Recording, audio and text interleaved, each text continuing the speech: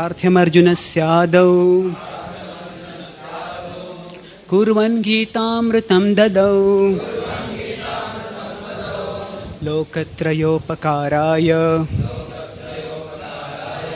तस्मै कृष्णात्मने नमः.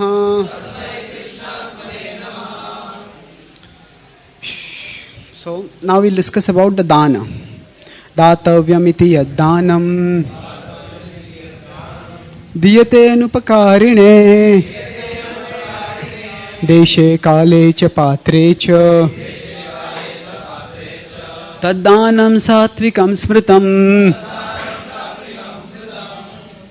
So dātavyam iti yad dānaṁ. So earlier it was yashtavyam iti yemana. That because it is to be done. So dātavyam means it is to be given, worth giving.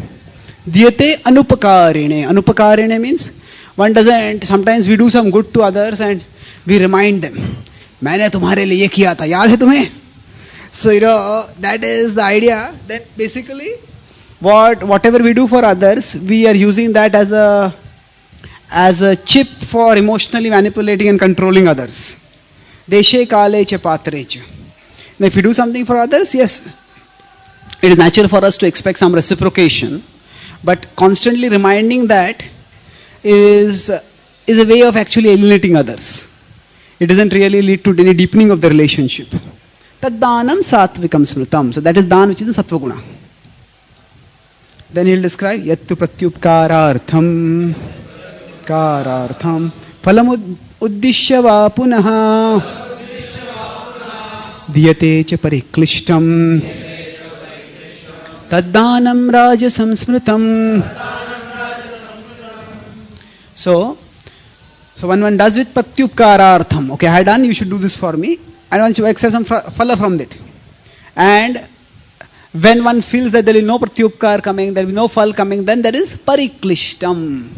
One feels, hey, there's so much trouble in giving this. What is the reason why I should give this? I don't want to give this. But somehow one feels either pressurized or because of social prestige or because of some other factors, because of one has to give. So such is in the mode of passion. Tad dānaṁ rājasaṁ smṛtam. And I'll discuss all three together a little bit more. Deśe kāle yad dānaṁ apātrebhyascha dīyate asatkrītam avajñātam tattāmasam udāritam. So without any consideration of time, place or a worthiness of the candidate, asatkrītam avajñātam. So when one gives without respect to the person also, that is tāmasam.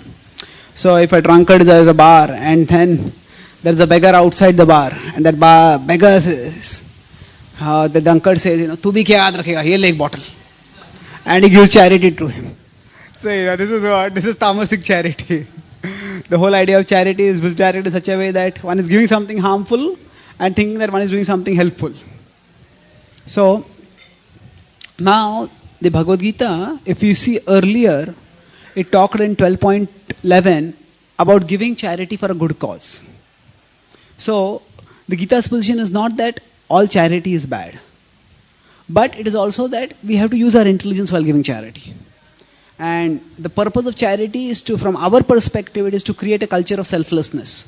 We are all self-centered. So by giving charity, we create a culture of selflessness within us. Some people say that when they say that actually I want to give charity, what to speak of 50%. I want to give more than 50%. But when I earn this much money, when my salary becomes this much, then I'll give 55%. But till then, don't even ask me for 5%. So what happens is, now whether the people will actually give 55% later, we don't know. And even if they give 55%, the point is not that it is not just that charity is an act that should be done. Actually, charity is a habit that should be cultivated. Because it's a disposition of the mind that has to be made. That whatever I earn, a part of it is to go to Krishna. Actually, all of it is given by Krishna only to me. A part of it should go to him. So, when people reserve charity for special occasions, when they give big charity, that is good. But then by that, they don't necessarily create the culture of charity. So, Charity is meant to, yes, it's not just an act to be done, but a habit to be cultivated. Just like with respect to other activities of devotional activities, we don't just remember Krishna when we go to dhams or on festival days. We do it regularly. The same way with respect to charity.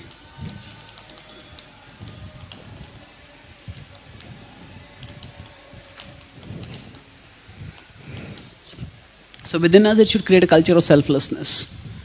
And like all other devotional activities, this also should be done regularly. So how much percentage a person can give, that will vary according to time, place, circumstance. Now everybody may not be able to give the same percentage. Depending on that is okay according to time, place, circumstance. But the important point is that it's a habit to be cultivated. And dātavyam, that yes, this is what I should give. And in general, when people give charity, what it does is, generally speaking, we are always concerned with our problems, our desires, our ambitions. And we want to use all the resources we have to fulfill our things. But when we give charity, what happens? It expands our circle. It makes us think of things beyond ourselves. And that's why it's also good, not just to give charity. Charity is one aspect of it. But the whole purpose of Krishna consciousness is to expand our consciousness. So charity is one way by which we expand our consciousness beyond our own concerns. To things that of course, beyond our concerns means that things which are Krishna's concerns, we take that up for ourselves. So, now, although Krishna has talked about charity with the three modes, the important point also is that he has talked charity as one of the defining characteristics of faith. Among the four, ahar, tapa, yajna and dāna. So, it is quite an important characteristic. That means if we want to understand the religious inclination, religious level of a person, these are four character things we can look at. Okay, what kind of food that a person eats. Then we can look at, okay, what are the religious activities that he is doing? What are the yajna basically doesn't necessarily have to refer to fire sacrifices, but what are the ways by which the person is connecting with God? Then tapa refers to what kind of fast that the person performs, what kind of austerity does the person do. Every religion talks something about this. And then what is the way the person gives charity? So these are general principles. For Muslims also there are 5 principles which are considered fundamental. So one of them is they should offer namaz every day. Then they should give charity to the poor. Then they should go to Mecca, Medina pilgrimage at least once. Then they should fast on Ramadan. And then they should accept Allah as the one and only God. That is the first one. So if you see, the basic principle yajna, dāna, tapa is there in this. There the yajna may not be fire sacrifice, but they are expected to offer prayers 5 times a day. Then they are expected to give charity to poor. Then they're fasting on Ramadan. And then going to the whole austerity of Tirtha Yatra. The principles are similar. The same way, within Christianity also, they have their rituals, which basically involve some yajna, dāna, tapa. In Christians, they have the tradition of giving tithe, they call it. Generally, the members of the Catholic Church, they give 1/10 of their salary of their earnings as charity. That's what they're expected to give. That's called tithing.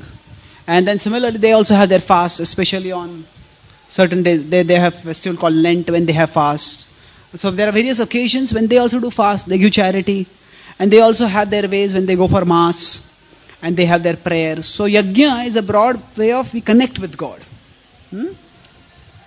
So, in general, yajna, dāna, tapa. These are very important activities. Yajna, in a sense, connects us with God, connects us with people,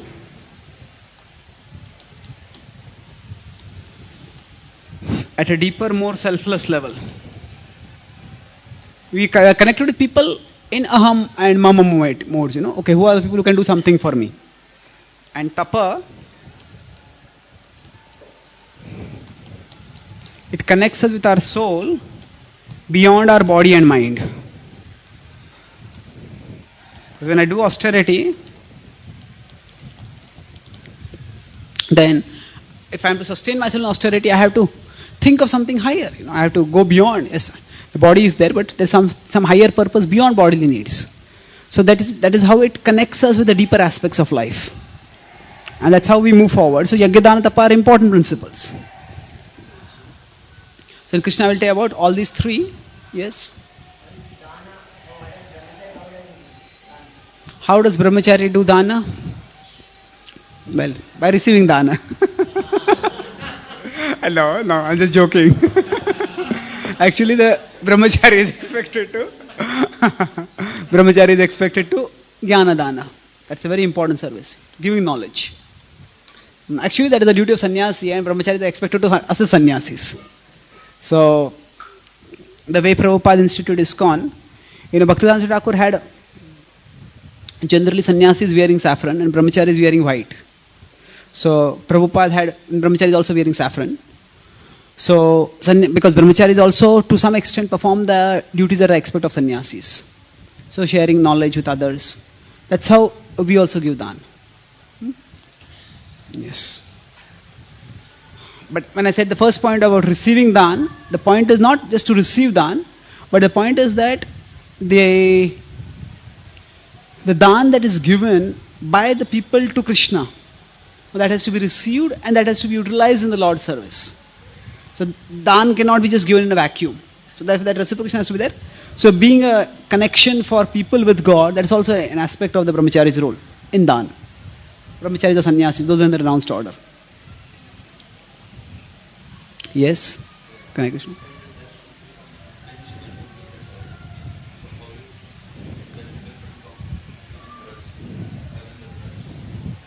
Okay. So it is said that when we give charity, there should be some pinch when we give the charity. Then how is that different from parikliṣṭaṁ? That one feels the pain. See, parikliṣṭaṁ basically refers to, if you look at the context of Rajoguna charity, one doesn't want to give the charity, but one is forced to give the charity. Because some relative is forcing, or some family member is forcing, or some boss is forcing. So others are forcing, and because social circumstances we can't oppose, we can't resist, so we give. That is parikliṣṭaṁ. Whereas when you talk about charity giving, to the extent that it pinches, that means that is more referring to the amount of the charity and giving it to the right cause with the right motive, but the quantity should be such that there is a little bit of hurt for it. And in a sense, it's in the same way. With respect to everything else that we do in life, it's yukta, but always we should be trying to do more. For example, how much do we sleep?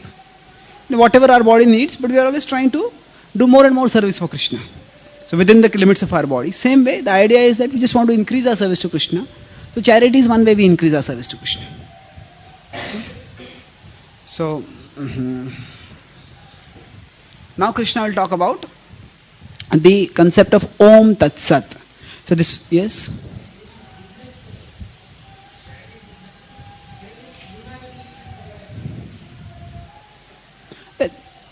Basically, that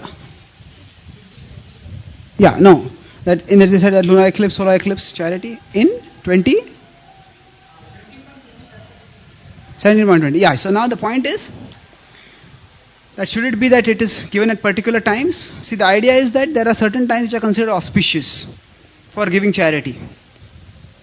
So, now the eclipses are considered times when the effect of evil on good, or rather evil is temporarily triumphing over evil, good. That's how the sun or the moon, they get covered. So now geographically or cosmologically there might be certain causes, but we know Rahu and Ketu are also invisible planets which cover, whose orbital position is such that they also come at the position where sun and moon and earth are coming in one line. So this represents that now the Rahu and Ketu are demons, and the Surya and moon, sun and moon are the gods. So this indicates that temporarily the power of evil is triumphing over the power of good. And that's why at that time, because that power of evil is sort of spreading all over the universe, so at that time, our interaction with material things we minimize. That's why we often don't eat food at that time. And we can chant the holy names. See, within our Bhakti Marg also there is the Pancharatriki Vidhi and there is the Bhagavad Vidhi. So Pancharatriki Vidhi requires cleanliness. So that's why even deity worship is not done so much at that time. no, that is stopped. Not because the deities are affected, but because we are affected. Because we are contaminated by the uncleanness. But we do Bhagavad with hearing and chanting. And similarly, one aspect of minimizing our contact with material things is giving up those material things.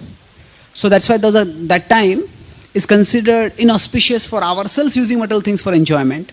But that is considered auspicious for giving material things away. Clear? So now let's move. Krishna will talk about, okay, these are all sacrifices which are done in the three modes. Now, whatever sacrifice a person is doing, how can we transcend? How can we come to a spiritual consciousness within those sacrifices? Okay, is it an end of, what does end of month mean? How is it considered auspicious? See, basically, there is the lunar calendar and solar calendar. So, the end of month is not just geographically March 31st or April 1st. Basically, when the sun goes through a circle, Amavasya or Purnima, that is a time of transition. So, like from the waxing phase, it is moving to the waning phase. Or from the waning phase, it is moving to the waxing phase. So these are times which are times of transition. So times of transition are considered to be auspicious. Because say from the waning phase, the moon is now moving to a waxing phase. So that means the auspicious influence of the moon is increasing. So in that sense, the starting of the month is also considered auspicious. There are of course in the Karma Kanda, now if you see in Ekadashi, there are Ekadashi Mahatmya, there are stories described for each Ekadashi. So these are often stories which are largely talked about in Karma Kanda context. As devotees, we can read the stories, no problem. But we don't have to emphasize those stories. So there may be specific rituals because of which certain times are important. And if those rituals are based on Vishnu worship, devotees can also adopt them. So Prabhupada is talking here about, as he said, this chapter is not directly talking about bhakti. There is no direct reference to Mam till now. Directly in the Bhagavad-gītā, in this chapter. So that it is talking about those people whose following of dharma is not exactly according to scripture, but they are doing some dharma. It may be sāttvik, rājasic, tāmasic. So from that point of view, auspicious and inauspicious is also important. Because it's not transcendental here. Om tat saditi nirdesho brahmanas trividha smṛtah brahmanastena vedascha yagyascha vihita pura. So Om Tat Sad iti nirdesho. That the absolute truth, nirdesho means it is known, it is pointed out by these three words. Brahmanas, now here the word brahmanas and brahmanas, two words are coming over here. And the two are different. So the brahmana is known thus by various people. So among them is brahmanas.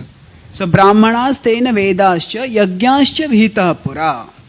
That means that the Brahman is addressed to or invoked or referred to by the three words Om Tat Sat. And these three words are used by the Brahmanas. So Brahman refers to the absolute truth Brahman. Brahmanas refer to the priests who are chanting the Vedic rituals, who are chanting the Vedic mantras and doing the Vedic rituals. So they refer to the absolute truth by the word Brahman, by the words Om Tat Sat. So Brahmanas tena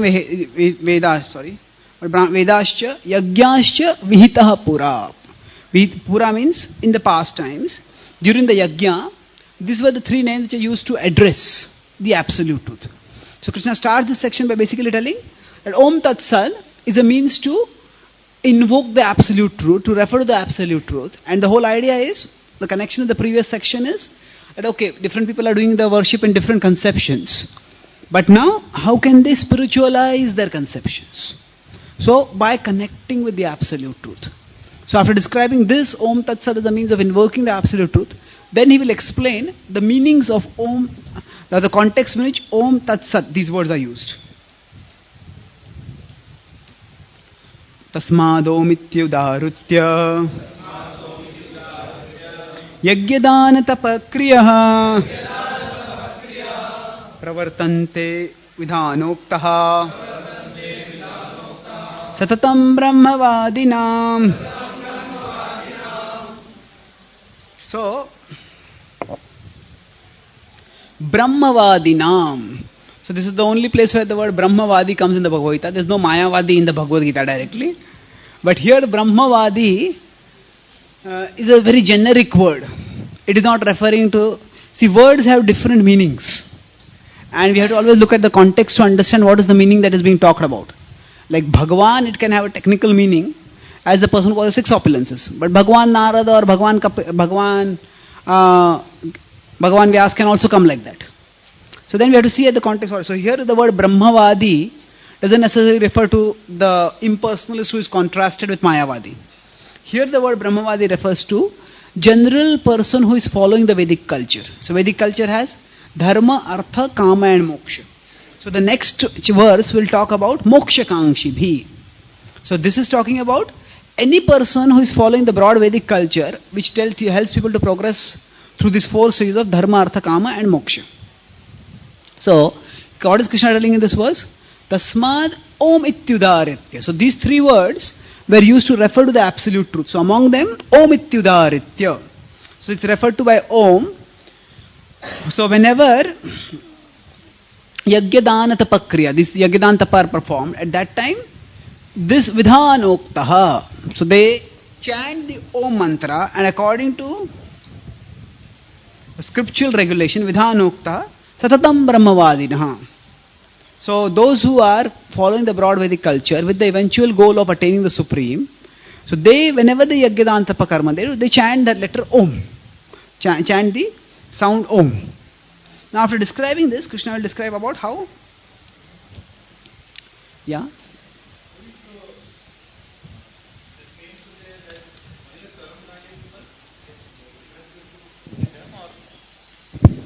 People above them also. Everyone. Like the transcendentalists can also chant. Jnana yogis and all, they also. So Brahmavadi here refers to everyone who is, they may be aspiring for moksha in the long run, or as a gradual way, or the rapid way. So it's referring to everyone in general. All those people in the Vedic fold, they chant Om. We find that some of the Prabhupada's disciples who are especially in the preaching in the bridging phases, they write Om Tat Sat. So is it only to attract people, or? Sometimes some devotee writers and preachers, they use Om Tat Sat. Is it for bridging purposes? Not necessarily. Prabhupada also, I think, concludes his Bhagavatam introduction itself with Om Tat Sat. Yeah. So no, as devotees, it is not that we have to necessarily use Hare Krishna everywhere. Hare Krishna is one way of referring to the absolute truth. Om Tat Sat is another way. So, just as we can use, see, we will use the word Krishna, but other places we will use the word God also. Now where, especially we are talking with people who are going to accept Krishna as God, ready to accept, then we can use the word Krishna, but otherwise we will use the word God. Similarly, Om Tat Sat is a more generic way of referring to the absolute truth, invoking the absolute truth. So we can use that also if the occasion is what occasion requires that. Tadityabhisandhaya phalam yajna tapa kriya dāna kriyāscha vividhā kriyante moksha kāngshibhi. So tad itya abhisandhaya. So by referring the word tatta, tad it is anabhisandhaya. It is not abhisandhaya. Tad itya anabhisandhaya. So anabhisandhaya means abhisandhaya is with desires. Anabhisandhaya is without desires. Phalam yajna kriya.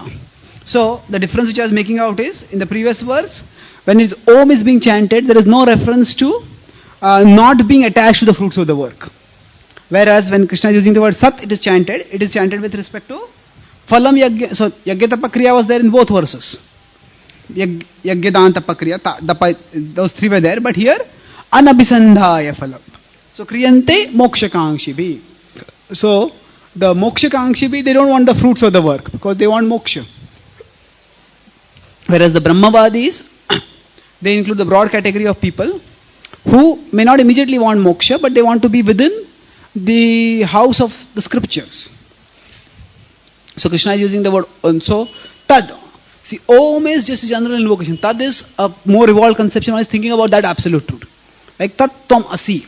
Tad also comes over there. Tad is general. But the Tad is referring to some other person. So we are focusing on the absolute truth a little bit more. Then after that, this next verse is a little unclear. Let's see what it means. Sadbhave sadhu bhave cha taditye tat prayujyate prashaste karmani tatha sachabda partha yujyate yajñe tapasi dāne cha siti saditi chojyate karma chaiva tadarthiyam sadityeva bhidiyate. So now Krishna in the second verse, Om Tat Sat. So first verse was about Om, second was 24th was about Om, 25th was about Tat, and 26th is about Sat. And then towards the last verse, the 26, 27 talk about Sat, and then 27 is like a conclusion, and 28th is the conclusion of the whole chapter. 27th is the conclusion of the Om Tat Sat section. So what is he telling over here? Sadbhave sadhubhave cha. So Sadbhava means actually in the nature of Om. Now Om Tat Sat. Sat is, the word Sad is related with the word Sat. Sat is the eternal absolute truth. Sadbhave. So when one has the attraction to the absolute truth, one wants to attain the nature of the Supreme. So that is, that Sadbhava, when one wants to attain, that is a sadhubhav, that is auspicious. Sadbhave sadhubhave cha. Sad ityat prayojyate. So when one has that auspicious emotion of wanting to attain the eternal nature, at that time one chants Sat. Prashaste karmani tatha. Sat shabda partha uchyate. So prashaste means in bona fide, in scripturally ordained. So when one does one's work and then utters Sat. So it's not just a matter of uttering Sat. The utterance of Sat is important, no doubt. But it is also the understanding and the purpose. The whole idea that one is trying to connect with the absolute truth. Attain the eternal platform. So then he tells this that Sachabda partha yujyate. At that time they use the word Sat. And then he says, Yajñe tapasi dāne. So again and again these three are coming, Yajña Dāna Tapa. Because the whole idea was Yajña and Dāna Tapa could be in the three modes. But we want to spiritualize them. So what was in the three modes was talked about earlier in the chapter. Now Om Tat Sat, the invocation of the Om Tat Sat and the conception underlying that invocation, both these will help to take these Yajña Dāna Tapa to a transcendental level. Yajñe Dāna Tapa sthiti sat iti chojyate. So at that time when one, while doing Yajña Dāna Tapa, when one chants Sata, then by that whatever work one does, that will become spiritualized. So what Prabhupada says over there is, so which true to the absolute nature are performed to please the Supreme Person. So essentially don't get too caught up in what Om means, Tat means, Sat means. These are important terms in the Vedic context, but within the Vaishnava, the Gaudiya Vaishnava context, the focus is not on the literal recitation of the words, but it is on the essential principles and the emotions that are associated with them. So the whole idea is that whatever activities we are doing, we connect them with the absolute truth. So in a sense, this section is, if you had to talk about it in devotional terms, it would be something similar to what is talked about in 9.27. Yat karoshi dasnasi yat juhosi dadasyat. Yat tapasyasi kaunteya tat kurushva madarpanam. But here Krishna is not directly introducing himself. So he is talking about it himself in these generic terms of Om Tat Sat. And finally in the end Krishna will tell, if actually one doesn't have faith, then there is of no use. Then it will go all in vain. Ashraddhaya hutam dattam tapastaptam kritam chayat asadityuchyate partha nachatat pretyano iha. So ashraddhaya hutam dattam. So chapter started with what? Yajante shraddhayanvita. Ye shastra vidhimutrujya yajante shraddhayanvita. One has some shraddha, but here ashraddhaya hutam dattam. So if without shraddha one does datta tapas taptam kritam chet. So here datta refers to giving in charity. Hutam refers to yajna. And tapa refers to tapa. Yajna dan tapa is what is being talked about over here again. So tapas taptam kritam chet. If one does these, but if one is not doing it shraddha, then it is asad ityuchyate partha. It is asad. And the result, pratyupakārārthaṁ means after that. Where does the word pratyupakārārthaṁ come in a well-known verse? Isha Upanishad? Yes. Asuryana malate loka andhena tamasavritah tamste pretyabhigachanti yeke chatmahano janha. So the pretya refers to the post-death stage. So actually after the soul leaves the body, then the soul gets a preta deha. A preta deha is a body that is grosser than the subtle body and subtler than the gross body. And that body is the transition by which the soul goes from this world to the next world. And when he goes, of course this is within the karma kanda context, and then when the last rites are performed, so on the 10th day when the when the pindadan is done, at that time whatever food, this is the whole understanding in the Vedic context. As devotees, we are not so much concerned about specifics. We are concerned about addressing the principles. But the specifics were what? That when the food offerings are done, so whatever food offering is done in the pindadan, that food by a mystical process, that food contributes to the formation of the body of the person in the next life. So when the pindadan is completed, at the end of it, the preta becomes a pitra. That means the preta goes to the next life and he gets the next body over there. That was the idea. So pretya refers basically to after death.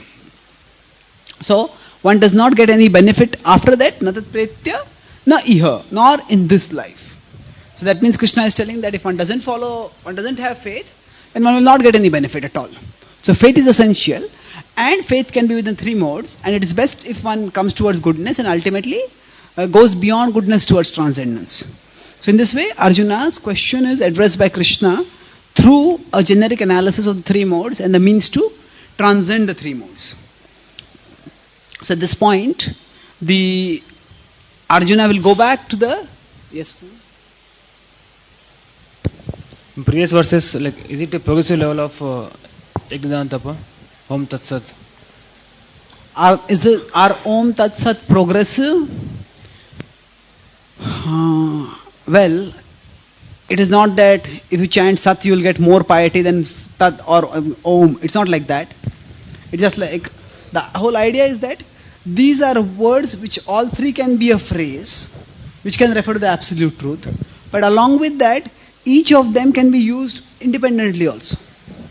And when it is used independently, it has some specific meanings. Krishna is referring to Om means, you said, they may want some fruity results. Correct. But Tat is referring to more specific. Correct. Means they don't want fruits. Correct. So what it means is that within the Vedic ritual context, the different... See, now in our case how it works is that just like Dhruva Maharaj, when he could not remember what to pray to the Lord, he just started praying. He started chanting the holy names, and then he got the buddhi, and then he was the conscious put, and then he could utter eloquent prayers. No. Dhruva Maharaj, when he saw the Vishnudutas, when the Vishnudutas came to take him back to the spiritual world, actually he just didn't know what to do. So he offered obeisance, he didn't know what prayers to offer, so it is said that he started chanting the holy names at that time. So Prabhupada says that devotees can chant the holy names at all times. That is fine, but still within deity worship also we have specific mantras which you can chant at specific times. So within the Vedic context, Om Tat Sat are words which were used for specific purposes. And Krishna is basically telling what were the purposes for which those words were used. And cumulatively he is saying that all these three separate words as well as a three-word compound, both of those are used ultimately to spiritualize our material activities. Clear? So, yeah.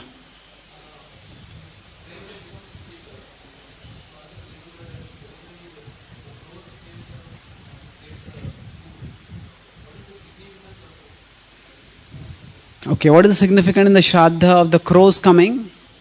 See, the whole idea is that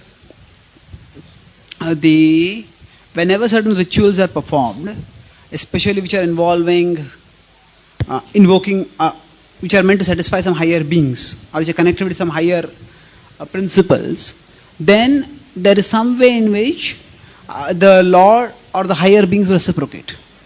So the specific crow coming is not important, the specific crow coming, but the idea is that actually the higher powers that are there in the universe, ultimately the Supreme Lord, when the sacrifice is performed properly, when the yajna is, whatever pindadan is done, then when a crow comes and takes, the idea is that that is a way it's indicated that now the sacrifice is completed. So the underlying principle is that the super soul is there in the heart of all living beings, and the super soul guides your crow to come over there. So that is a way by which it's indicated that this yajna has now been completed. Clear? Yes. Hare Krishna. Prabhuji, now we are discussing about this karma kanda. So, but devotee don't follow the karma kanda. So he's more involved in the practical devotional service, like chanting and all. So, what is the importance of this karma kanda in devotee's life? Whether they should follow or not follow? What is the importance of karma kanda in devotee's life? In general, brahmacharis, not at all. Grahasthas, there are some karmakandi samskaras. Actually, the samskaras are broad principles. They are not necessarily karmakandi. But the samskaras can be spiritualized. And they can be followed. So Prabhupada, of course, would talk about garbhadan samskar. Then there is the vivaha samskar. But there are various samskaras like that. In fact, there is a whole book of samskara that has been published by the GBC Press. I think Bhanu Maharaj and Bhakti Purna Maharaj, some other devotees have come together and written that book. And that is all meant to create devotional impressions in people's lives. So, the samskara that are given, Gopal Bhatta Goswami, in his, what is the book? Shatkriya Dipika? Satsar Dipika. There he describes how many of these karmakandi rituals can be made devotional, can be spiritualized basically. So, during Bhaktisiddhanta Thakur's times, he was the first person who started sort of institutionally cultivating people. So many of the grahasthas, most of his followers were Indians. And they were practicing Vaishnavas, but they were in broad Indian culture. So Indian culture involved doing a lot of karmakandi activities also. So then they would go and do karmakandi activities with the karmakandi Brahmins. And those karmakandi Brahmins would often give conceptions which were quite erroneous from the transcendental perspective. So then at that time, Bhaktisiddhanta Thakur said that even devotees, after a lot of discussion, said that devotees should learn some of the karmakandi rituals so that they can do it in a devotional way. That's why we have now when we have the vivaha yajna also, we have some devotee priests who do the vivaha. Like that, the various yajnas can be done by devotees. So that way, we have been given guidance in our sampradaya about which of the rituals that are there in the broader culture, they can be adopted. Okay. Yes, Amal Mahaprabhu.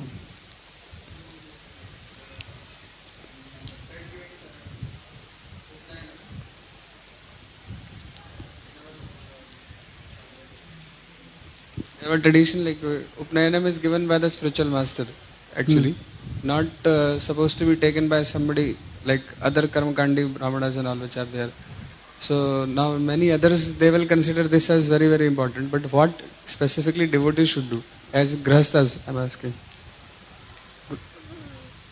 Upnayanam ceremony. So grahasthas, that is a diksha which we associate so should with. they, means, are you saying that if they are in a family where they get upnayan from a kulaguru, should they take it or not? Yes.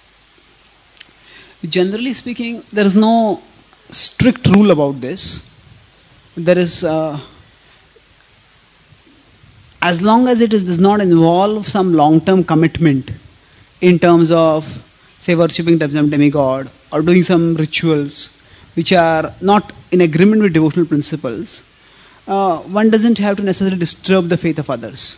Buddhipedam jane, that principle is in 3.26. So, it is not necessary also absolutely, like I know some devotees, they were in Brahmin families born earlier, and they were wearing sacred thread. And then they became devotees and they realized that, okay, now actually this is not proper. So they actually took out the sacred thread. And then whether that is essential, well, we'll have to see anukula sankalpa pratikulasa varjanam. It's not absolutely essential that it has to be renounced. The important point is that we should practice the core principles of bhakti. So I will say that it has to be decided upon time, place, circumstance.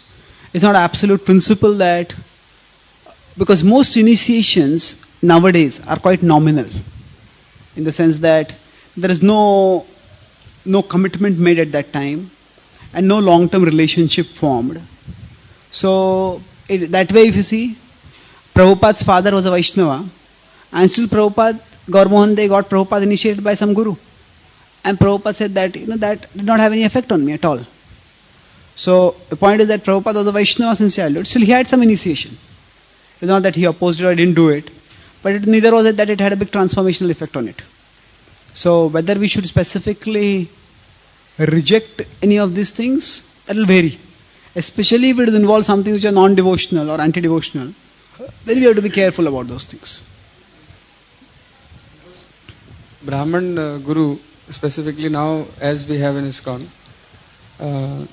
what I had heard that if a person is having already a Brahman Guru, that means the Upanishad ceremony, and if that person is not an atheist and not a Mayavadi, which means in the Vedic fold, not exactly out Mayavadi, then means what I had heard that the ISKCON will discontinue giving them the Brahmana because they already have a Guru, Brahman Guru, who is eligible to teach the Vedic scriptures, because Brahman initiation is actually meant for proximity to deities and scripture, basically. So that's what I had heard. So that's correct. That's why I was asking, because then that would mean to say that we are taking such a step which is detrimental in one sense. This, as far as I know, that Shivram Swami Maharaj's book, he writes this. Diksha Guru and Siksha Guru. Yeah.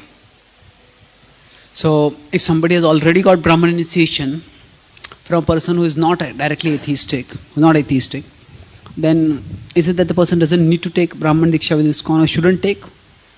There is, as of now, no uniform understanding on this. The whole concept of Guru is a complex issue. And then even the concept of initiation.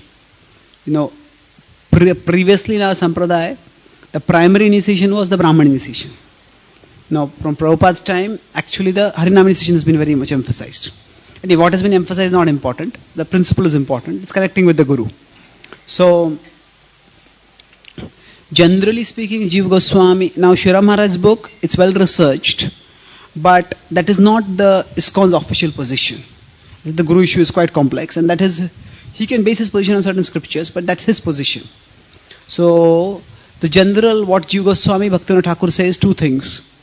That if one has been already initiated by a Guru, who is a Vaishnava in proper standing, then one doesn't have to take reinitiation. On the other hand, he says, if one has taken initiation from Mayavadi or a Karmakandi, then one needs to take initiation from a Guru, Vaishnava Guru. So, there is no specific differentiation between Harinam and Brahman Diksha. Generally speaking, the whole purpose of Diksha is eventually to get Shiksha. So, we have to connect with our spiritual master in parampara in a proper way. Now, the specifics will vary according to time, place, circumstance. I wouldn't make any authoritative statement, because as of now, I don't see any authoritative statement directly being implemented. So this will vary.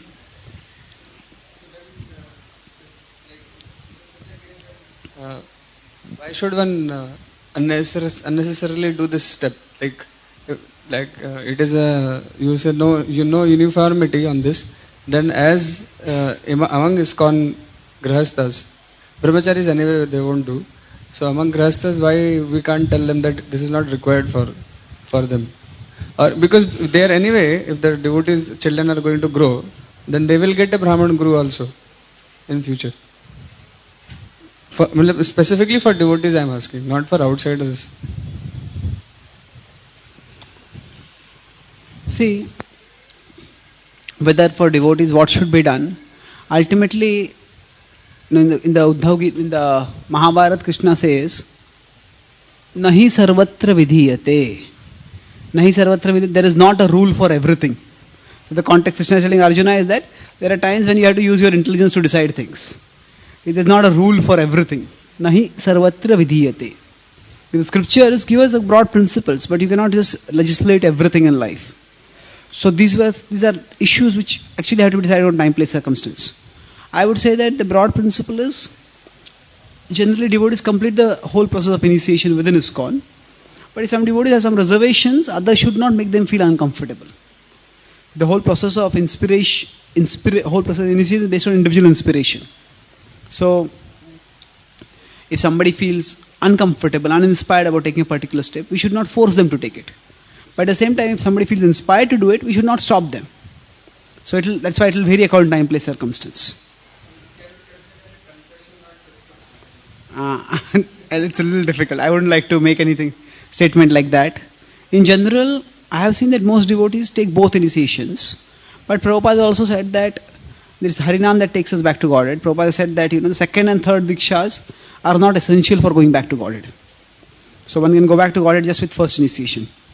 So third initiation is of course sannyas. So we don't need the second and third initiations for going back to Godhead. So in that sense, second initiation is not essential. So it's not that if a person doesn't take second initiation, his initiation process is incomplete. Already initiated, already connected with Sampradaya, and is well situated on the path back to Godhead. So if the person feels that already I have taken second initiation from elsewhere, that's good enough, then it's okay. Okay, last two questions, then we'll stop. We can improve.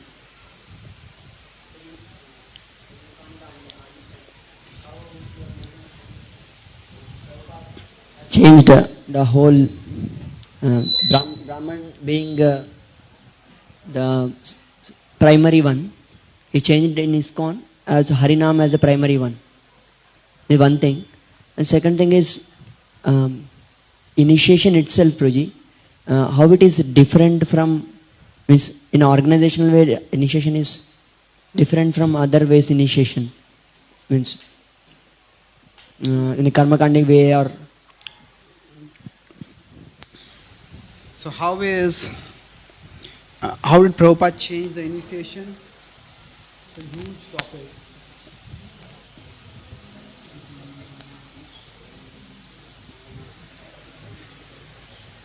Where is it? Okay. I have a whole seminar on this.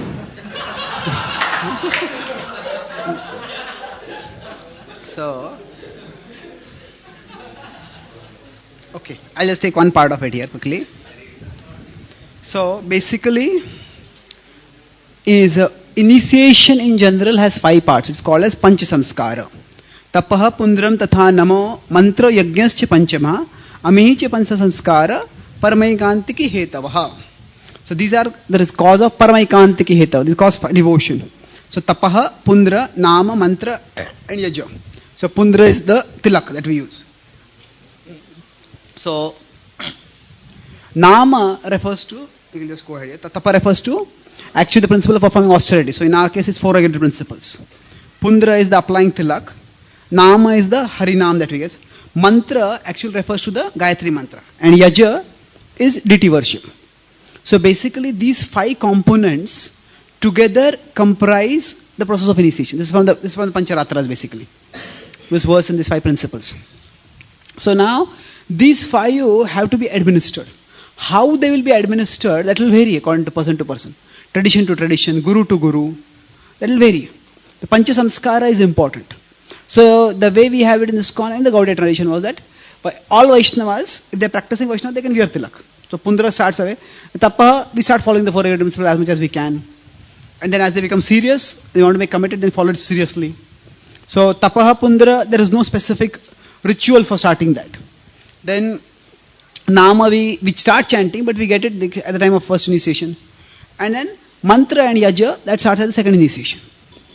So now these 5, they may be given over a period of time, but for Prabhupada, all 5 were almost, most of the second initiation was given together. That is the exception, but Bhaktivinoda Thakur would do that. So in Kali Yuga, the holy name is the most important because it's the Yuga Dharma. So Prabhupada emphasized that. Bhaktisiddhanta Thakur did not de-emphasize the holy name, he also emphasized it. But the point was he was living in a setting that was primarily within India, within the Vedic culture.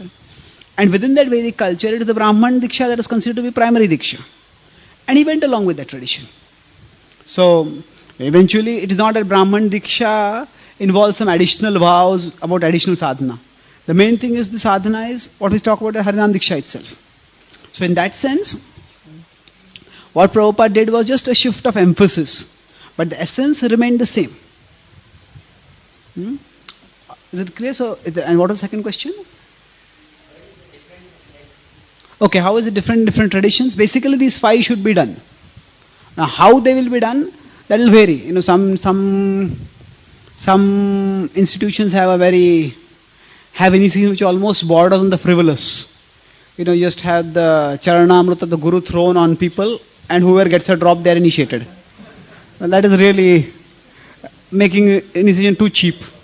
There are others who have a little bit of rituals and some formalities there, but there is no commitment over there. So, you know, in Hindi they say, मैंने भी गुरु किया है. But actually, the whole process is गुरु करना नहीं है, शिष्य बनना है. So, Prabhupada would say, Guru kar raha hai. Prabhupada said, this is my dog, this is my grandfather, this is my favorite film star, and this is my guru. You know, it's like just a fashion or a trend. It's not like that. So, actually, we have to become disciples. So, generally, the whole process of initiation is to formalize our commitment to the spiritual master and to the process of devotional service. But the essence is the commitment, but there is a formalized occasion where we formalize that commitment. Okay. Yes, last question.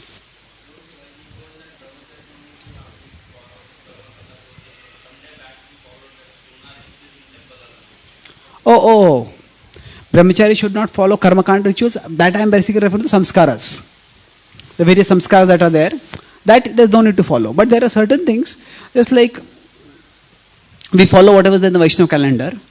So, generally speaking, the eclipses are also, they are significant things. So see, how do we divide what is karmakanda and what is bhakti? It's whatever acharyas have given us. So Ekadashi, especially, Ekadashi can be a very much karmakandi ritual. But Ekadashi can be followed from bhakti perspective also. So when we follow the solar eclipse, lunar eclipse also, what are the things that we do? We are not doing anything to counter the influence of Rahu Ketu at a karmakandi level. What are we doing is essentially increasing our devotional service. For to focus on the core activities of devotional service. So in that sense, the occasion is just a spur for us to intensify our devotional service. So the solar lunar eclipse, devotees are not are fearful of the material inauspiciousness that it can come, but we are concerned with increasing our devotion and we use it for that purposes. So it's not necessarily anything contrary, just like astrology. Generally devotees don't have to refer to astrology, but it's not wrong. If some devotees feel that that's what they want to do, they can do it. In marriage bureau, when they have that, then they leave up to the boy and the girl whether they want to get the horoscopes matched or not. Most of them may want, some of them may not want. That's up to them. So there are some things which are left optional. Some are karmakandi rituals, or some occasions which are of significance. That significance is basically something which is related with the happenings in the universe. That significance can be addressed at a karmakandi level or it can be addressed at a bhakti level. So we are taking the events that are significant at the cosmic level and we are addressing them at a bhakti level. So Ekadashi is a day which is pleasing to Lord Vishnu. It also has material benefits. So it's a significant day, but rather than focusing it on the material level, we are focusing it at a transcendental level. Okay? Thank you very much. Srimad Bhagavad-gītā ki jai. Srila Prabhupad ki jai. Gaur Bhakta Vrinda ki. Itai Gaur Premanandi.